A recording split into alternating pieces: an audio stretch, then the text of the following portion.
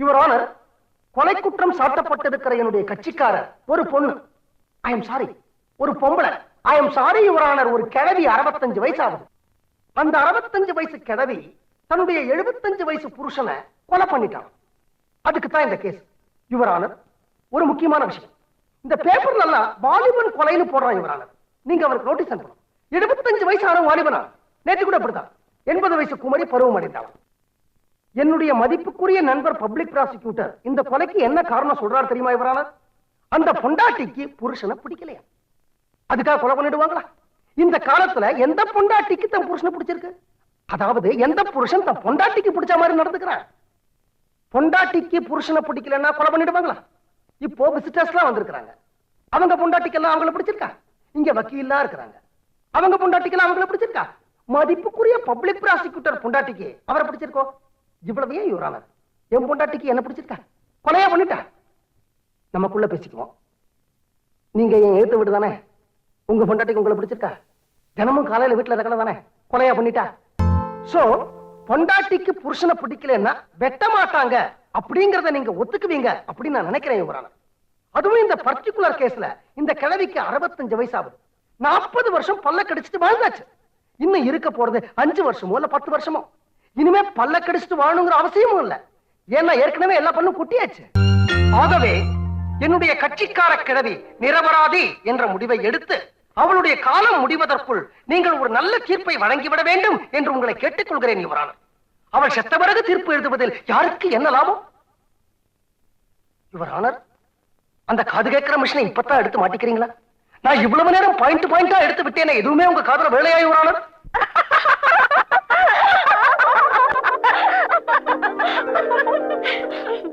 என்ன சிரிப்பு? இங்க என்ன சட்டசபையா நடத்துறாங்க? உமா, அப்பா வீட்டை கோர்ட்டா நினைச்சுக்கிட்டு ஏதோ ஜட்ஜ் இருக்கிற மாதிரி கற்பனை பண்ணிக்கிட்டு இல்லாத ஒரு கேஸ எப்படி ஆர்கியூ பண்றாரு பாத்தியா?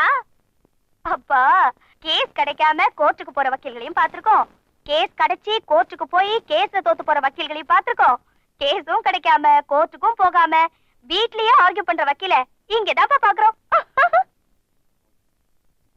டேய், அதெல்லாம் விடுங்கடி. அப்பாவுக்கு கோவம் வந்தா முகம் எல்லாம் எப்படி செக்கச்சுவேல் மாறிச்சு பாத்தியா? சின்ன வயசுல கூட இப்படிதான் புசுக்கு புசுக்குன்னு கோவம் வரும். என்னங்க, நீங்க கோர்ட்டுக்கே போலனாலும் பரவாயில்லைங்க, தினம் இப்படி கோச்சுக்கிட்டீங்கன்னா எனக்கு அதுவே போதும். கவுன கசக்காத. இனிமே இந்த வீட்டை வாசப்படியை நான் மதிச்சா ஏன்னு கேளுங்க.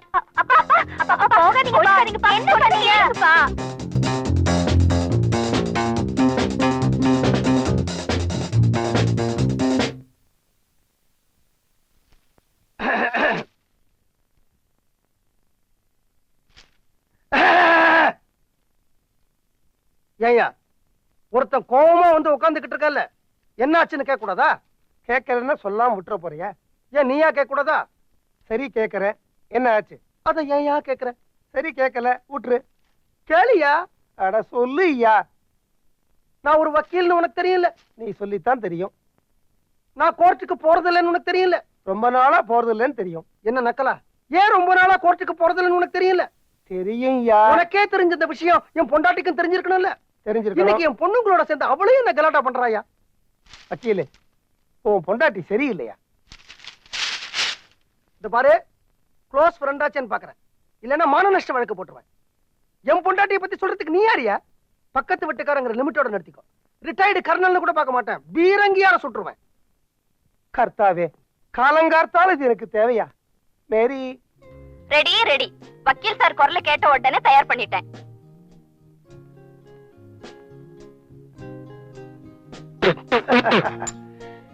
என்னம்மா அது?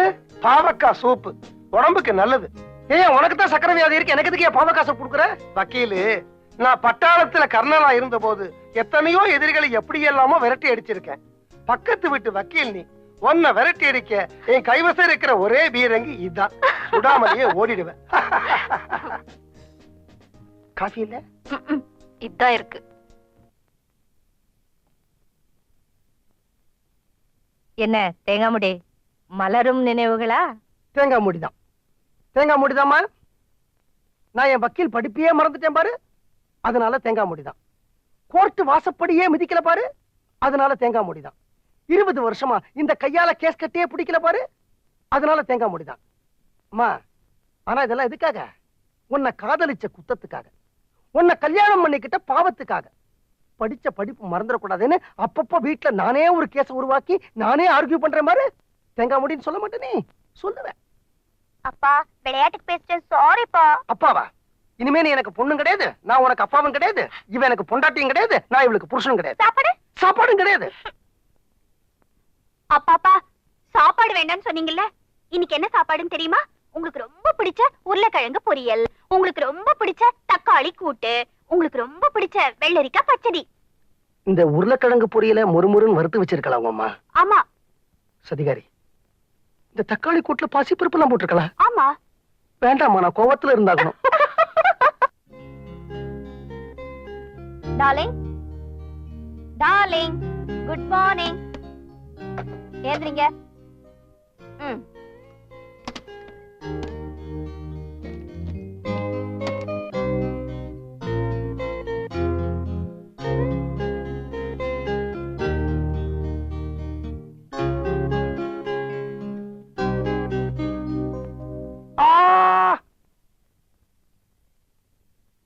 என்ன மேரி காலங்காத்தால தொந்தரவு பண்ற? என்ன பண்றது, பிரஷரும் சுகரும் எக்கச்சக்கமா ஏறி கிடக்கே. போய் பல்ல தேய்ச்சிட்டு ஃபேஸ் வாஷ் பண்ணிட்டு வாங்க. கேப்ப கஞ்சி தரேன், குடிச்சிட்டு நல்ல பிள்ளையாட்டம் போய் வாக் பண்ணுங்க. என்ன மேரி இது, தினம் காலையில கேப்பங்கஞ்சி? எனக்கு எதுக்கு இப்ப கேப்பங்கஞ்சி எல்லாம்? அடம் பிடிக்காம வாக்கிங் போயிட்டு வாங்க. வாக்கிங் தானே, நான் மிலிட்டரி இருக்கப்ப நிறைய போயிருக்கேன். ஐயோ வாங்களே இப்படி. உங்களோட வயசானவர் பக்கத்து வீட்டு வக்கீல் காலையில 5:30 மணிக்கெல்லாம் கோழி கூவ வேண்டாம், பால்காரன் வர வேண்டாம், பேப்பர்காரன் வர வேண்டாம், சூரியன் கூட உதிக்க வேண்டாம், எக்ஸசைஸ் இன்ஸ்ட்ருமெண்ட்ஸ் எல்லாம் மாடிக்கு போகுது. உடம்பு எவ்வளவு ட்ரிம்மா வச்சிருக்காரு. கர்த்தாவே, அவர் உடம்ப ட்ரிம்மா வச்சிருக்காரா? வயிற்ற பார்த்தா உள்ள வண்டலூர் ஜூவே இருக்கும் போல இருக்கு. அப்படி அவர் என்னதான் எக்ஸசைஸ் பண்றார் எனக்கு புரியலையே. வாங்க காட்டுறேன், வாங்க.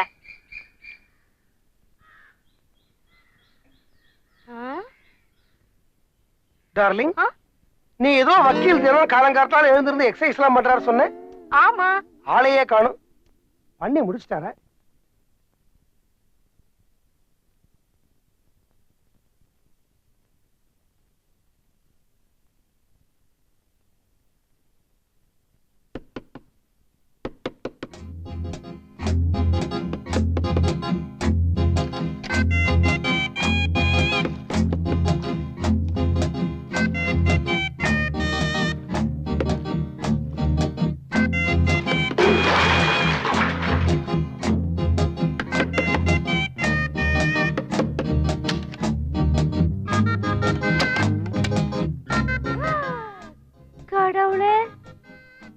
இது மோசமான வயசுங்க, அதான் எக்ஸசைஸ் பண்ண சொன்னேன். இப்ப பாருங்க, வேர்வையெல்லாம் வெளியே வந்துடுச்சா, இனிமே ஒரு வியாதியும் வராது. அதெல்லாம் கேள்விங்க. சரி, எல்லையர் சாப்பிடுங்க. கீழே போமா, எனக்கு இன்னும் 200 தண்டால் பாக்கி இருக்கு. ஆமா, கீழே என்ன தண்ணி? தண்ணி இல்லம்மா, எல்லாம் என்னோட வேர்வை. வேர்வையா? பார்த்து செய்யுங்க. உன்னை பார்த்த அப்புறம் தான் செஞ்சேன்.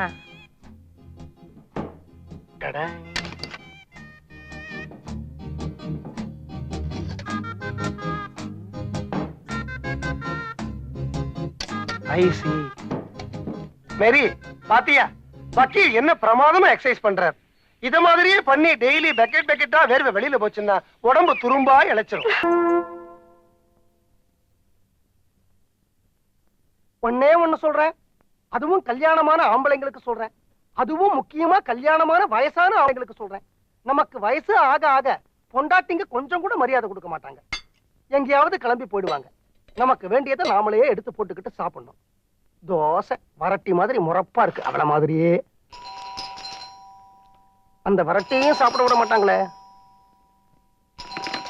ஹலோ, எங்க நான் தான் போன் எடுத்துட்டு அப்புறம் ஏன் மணி அடிச்சுட்டே இருக்கீங்க? எங்க மணி அடிக்குது? வாசல்லையா?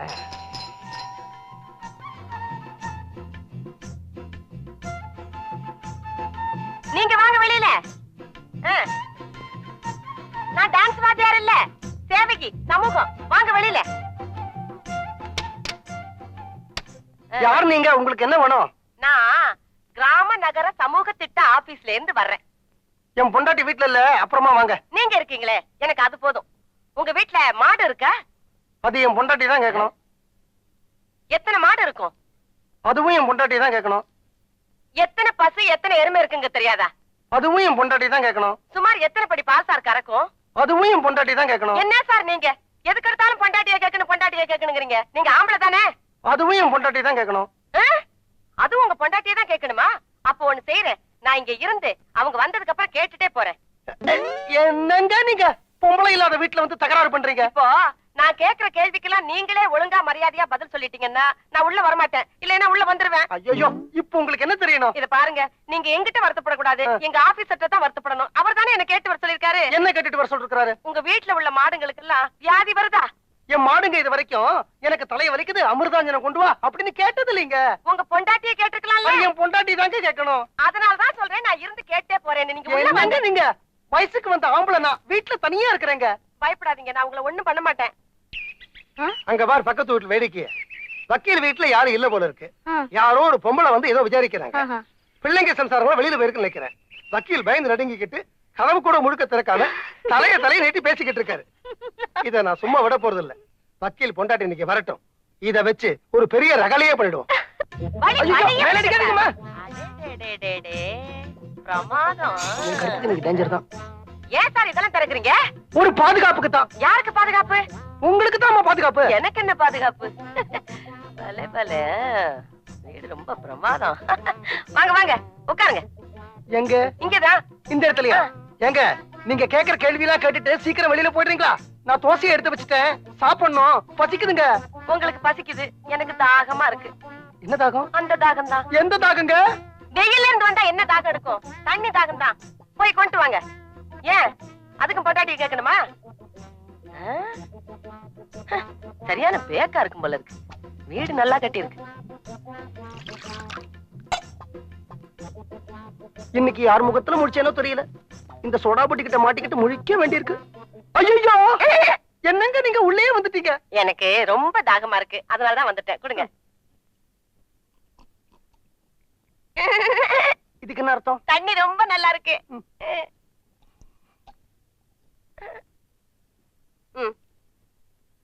என் தாகம் அடங்கிருச்சு. நீங்க பசிக்குதுன்னு சொன்னீங்களே, நீங்க சாப்பிடுங்க. அப்ப நீங்க போயிடுறீங்களா? நான் உட்கார்ந்துகிட்டே கேள்வி கேட்கிறேன், நீங்க சாப்பிட்டுக்கிட்டே பதில் சொல்லுங்க.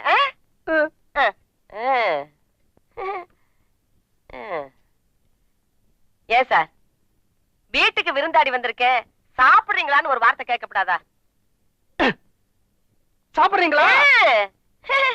நீங்க இவ்வளவு அன்பா கேக்குறீங்க, சாப்பிடலன்னா வருத்தப்பட மாட்டீங்களா? சாப்பிடுறேன். இத பிடிங்க. அத கொண்டாங்க.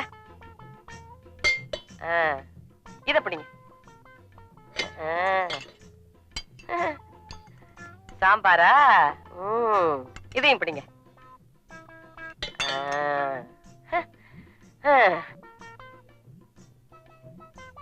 இப்போ உங்களுக்கு பசுமாடு எப்படி கண்ணு குட்டி போடுதுன்னு தெரியுமா? கண்ணு போடும்போது நீங்க பாத்திருக்கீங்களா? சனியனே, முண்டம், சோடா புட்டி, தனியா இருக்கிற ஆம்பளை கிட்ட என்ன கேள்வி கேட்கறது கிடையாது. எழுந்து வெளில போடி. தோசை சாப்பிட்டு போறேனே.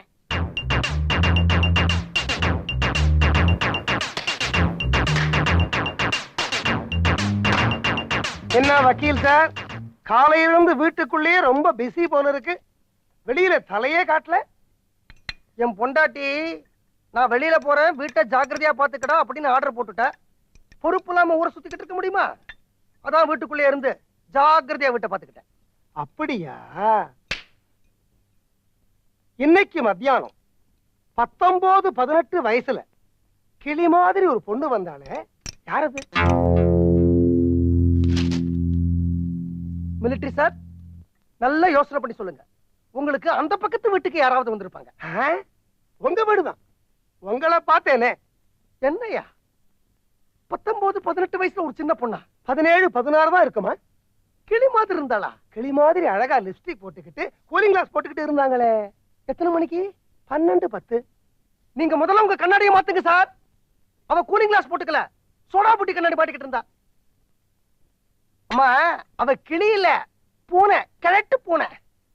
ஏன் சார், அவளுக்கு 19-18 வயசா? 55 வயசு இருக்கும் சார். அது ஒரு பைத்தியம்மா. வீட்டுக்கு வந்தது துரத்தி விட்டுட்டேன். ம் யாராவது வந்தாங்களான்னு கேட்டேனே, அந்த பொண்ணு வந்தது ஏன் என்கிட்ட சொல்லல? அவ பொண்ணு இல்லம்மா, கிழவிங்கிறனே. கிழவியோ குமரியோ என்கிட்ட சொன்னீங்களா? ஆமா, அவ வந்ததை சொல்றதுக்கு அவன பெரிய விஐபியா? பாத்ரூம் கழுவுறவன் வந்தான்னு சொன்னீங்களா? அவன் என்ன பெரிய விஐபியா? No no no no.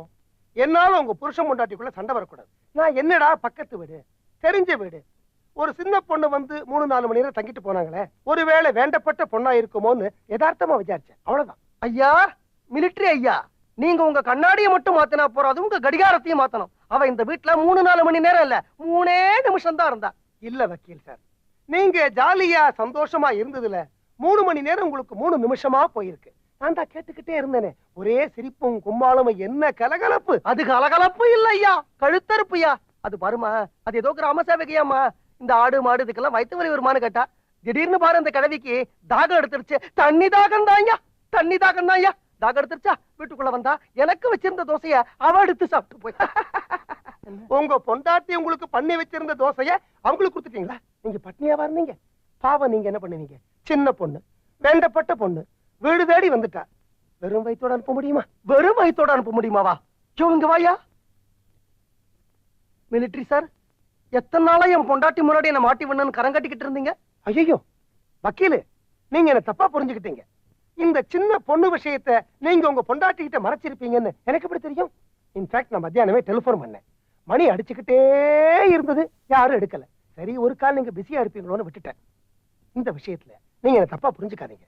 எனக்கு என்ன சார், இது உங்க வீடு, நீங்களாச்சு, உங்க பொண்டாட்டியாச்சு, வந்தாலே அந்த சின்ன பொண்ணாச்சு. சின்ன பொண்ணு இல்ல சார். ஐயோ, நில்லுங்க, பின்னாலேயே வாங்க.